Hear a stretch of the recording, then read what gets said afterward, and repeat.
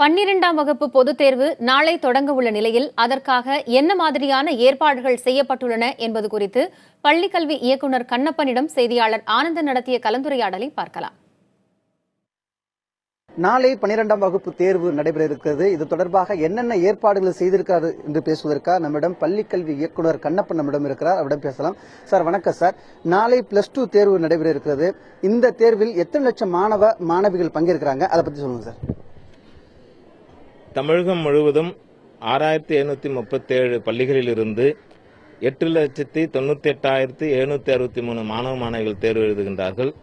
இந்த தேர்வுகளை 2427 தேர்வு மையங்களில் அமைக்கப்பட்டுள்ளது. சிறப்பு ஏற்பாடுகள் இது செய்யப்பட்டிருக்கிறதா? அந்த ஏற்பாடுகள் என்னென்ன குறித்து கொஞ்சம் சொல்லுங்க சார்.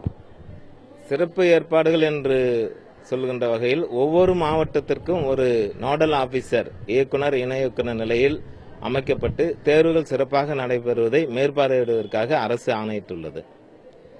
இந்த பள்ளி வளாகத்திற்குள்ள என்னென்ன ஏற்பாடுகள் செய்யப்பட்டிருக்கிறது, அதை பத்தி கொஞ்சம் சொல்லுங்க சார்.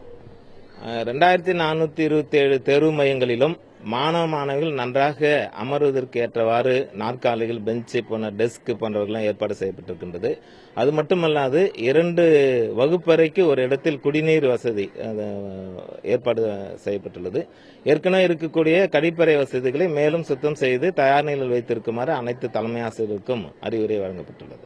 சார், மாவட்ட வாரிகள் வினாத்தாள் எடுத்து சென்றுச்சா, அந்த சென்றடைந்து விட்டதா, அந்த தகவல் உங்களுக்கு வந்துருச்சா, அதை பத்தி கொஞ்சம் சொல்லுங்க சார். வினாத்தாட்களை பொறுத்தவரை தேர்வுத்துறை தேர்வு துவங்குவதற்கு முன்பாகவே மாவட்ட மையங்களுக்கு அனுப்பப்பட்டுள்ளது.